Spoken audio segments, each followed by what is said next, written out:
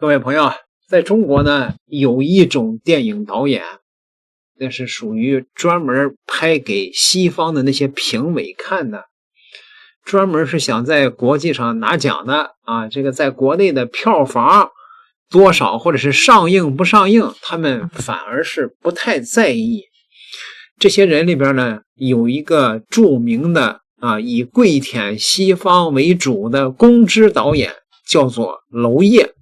娄烨呢也称为禁片之王，因为他拍的那片在中国大部分都不能上映，但是呢他可以拿到国外来，专门得个什么小众电影节的奖之类的。娄烨摊上事儿了，他被他的投资人告了，说他在拍电影的过程中贪污千万也对，因为他拍的电影都是赔钱的。那怎么挣钱呢？哎呀，这玩意儿，这个因为他不是公职人员所以呢，被告有一个罪名叫做涉嫌职务侵占上千万，摊上事儿了投资公司被迫报案这个他被他的投资公司厦门的一个影业公司报案了。多年前娄烨执导的电影因没有取得电影局审查通过，就违规参加国际电影节，被国家电影局予以5年内不得拍片的处罚。复出以后呢，娄烨拍出了《浮城谜事推拿》、风中有朵雨做的云以及兰心大剧院多部获奖作品，被不少文艺片爱好者捧上天了。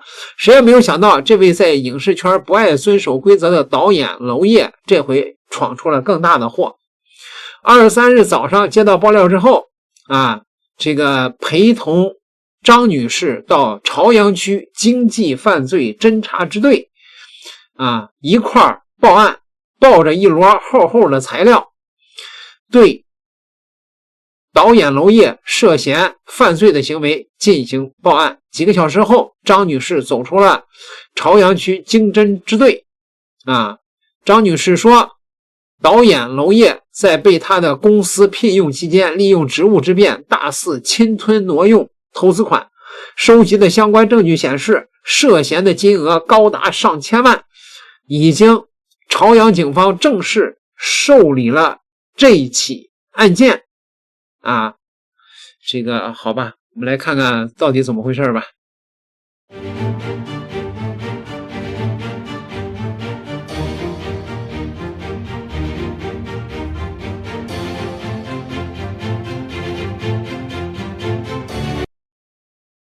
娄烨不承认。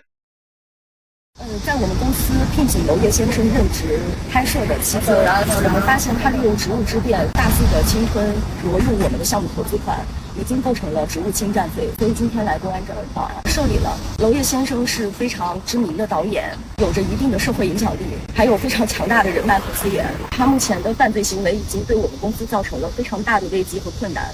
目前我们调查到的资料还有证据显示，金额已经到了上千万，实际的还需要警方进一步侦查。也希望通过媒体的力量，能够让社会公众关注这个案件，早日帮我们讨回公道吧。案件后续进展情况，本号将持续跟进披露。大家好，我是娄烨，感谢大家来电影院看电影。非常高兴，也非常感谢台湾在这个特别的时间重映推拿。我代表之前参加过推拿的工作人员向大家表示感谢。几个月前我们还想象不到今天看电影是一件麻烦和困难的事情。但是我相信电影院会继续下去，电影会继续下去，因为往往在麻烦和困难的时候，我们越发需要电影来陪伴。谢谢大家，祝大家观影愉快。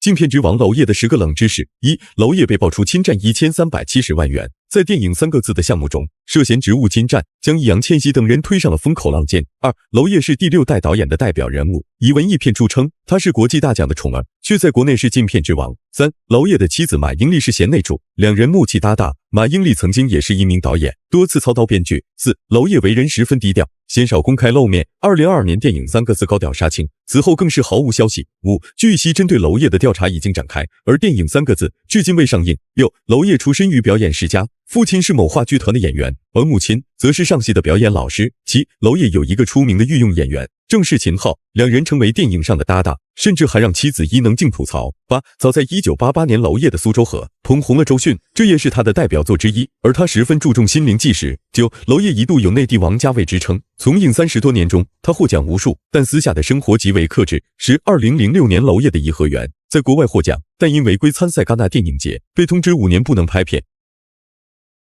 娄烨的遭遇表面上是电影的事，实际上是欧洲人已经开始正视中国，不再将中国视为落后蛮荒之地。中国人也不是愚昧无知、麻木不仁的土老帽，欧洲人甚至是愤怒娄烨这样的公知误导了他们，是认知间谍。中国世界第2大经济体的体量，拥有世界上第2强大的军事力量，航天科技水平超越整个欧洲。中国还有很多人在欧洲留学，一个被娄烨这种影视公知描绘成蛮荒可怕的地方，怎么会有这样的成就？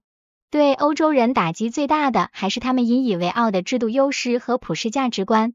但现在整个欧洲都处于经济衰退、内部种族、宗教混乱的状态，中国却是一片祥和，这怎能不让欧洲的有识之士反思？虽然欧洲人不会公开承认，但他们确实是在思考。很多欧洲著名的学者都在各种社交平台上发表了这种反思。娄烨这种电影对于现在的欧洲人来说就是欺骗，整个美西方对娄烨这种公知是越来越厌恶了，认为这些公知在中国败坏美西方2代名声，在欧美则是变相欺骗欧美研究中国的部门。这些获取了大批经费的公知，非但没有达到美西方的目的，反而是让中国人民越来越看清美西方险恶的用心、无耻的嘴脸。娄烨这种人在美西方会越来越混不下去的，为了钱连自己的国家、民族都出卖，谁会看得起这种玩意？娄烨还真以为美西方的那些所谓艺术家尊重他呢，实际上人家只是将他当成一条豢养的玩意，一旦失去利用价值，弃之如烂抹布，没有当面对其进行羞辱一番，已经是仁至义尽了。控制不了电影，那我就简单的说一下我为什么特别不喜欢娄烨的电影。因为娄烨拍电影的思路太简单了，就是典型的70后的第1代文青，把性开放当时髦，就跟原来那帮一边搞街头政治一边谈恋爱一边打胎的250大学生一样，属于刚从性压抑里面解放出来就碰上了性解放，然后各种思潮扑面而来，最后把自己整成了缝合怪和巨婴。30年以来没有任何的成长，又过时又土又尴尬。其实现在但凡是出过国的年轻人早就看不上性开放那套东西了，都是谈恋爱自主和性自主，就是想有就有，想没有就没有，而不是不瞎搞就觉得自己人生白活。娄烨就是后者。而且很多的70年代出生被时代洪流卡到蛋晕头转向的文青都是这种，就是初代文青。另外呢，娄烨所有的主角都是一副精神衰弱初代文青的德行，就跟现在改名庆山的安妮宝贝一样过时。就那个时代，我高中这帮老文青正好20-30，属于把性开放和莫名其妙的忧伤和发神经当时髦的时代。而且呢，娄烨和现在一样，从来就理解不了国家政策，也理解不了什么是左翼，什么是右翼，因为脑子基本上被新自由主义洗成浆糊了。回应了，导演娄烨回应网上传闻自己职务侵占上千万，说视频内容纯属捏造，是对他个人的污蔑，甚至是针对他的作品3个字以及他个人的造谣诽谤。按照娄烨导演的说法，这些诽谤不会影响影片最终上映，自己也会追究那些抢夺影片人的责任。听娄导演的口气，好像是得罪人了，但是空口无凭，那边白纸黑字，各种合同和东西摆出来控诉你。娄导演这里难道不来点更实际的反击？你见过保险谈花了5多万吗？我告诉你，娄烨、徐渭他们仨上保险，我说我们这个撑死了3万到5万块钱的保险贷，我有50万买，这不自然的事情，并且别人已经把命还了，你这个买卖怎么样嘛？娄烨买的双鞋6000多，然后呢就去报销险，导演买的手机，我给他写电脑，他改装他的摩托车，这是选道具和车辆改装费。娄烨这下麻烦大了，刚否认完全合作公司的举报，又被曝光财务吐槽他的录音，给自己买6000多的鞋，却让剧组财务报销；摩托车改装和买手机的费用也让财务报销。更严重的是，最多3-5万的剧组保险费用，到娄烨这里就成了52万。如果这些事情属实，娄烨估计会有牢狱之灾吧。我们发现他利用职务之便大肆的侵吞挪用我们的项目投资款，已经构成了职务侵占罪。你知道马一面怎么样吗？娄烨买了双鞋6000多，然后呢就去报消息来打了一下，对导演买的手机，我整写电脑，他改装了。你知道马一面怎么样吗？娄烨买了一双鞋6000多，然后呢就去报消息来。知名导演娄烨被曝涉嫌职务侵占上千万，娄烨火速发文辟谣，称视频内容纯属捏造。很快，娄烨剧组财务录音曝光，疑似娄烨做假账大肆挥霍，一双鞋6000多，保险50多万，用剧组的钱改装摩托车，记得确实道具改装费。娄烨这下还能洗白吗？你见过保险上花了5多万吗？我告诉你，娄烨、徐乐他们仨上保险，这是我问出来的。我哪个组？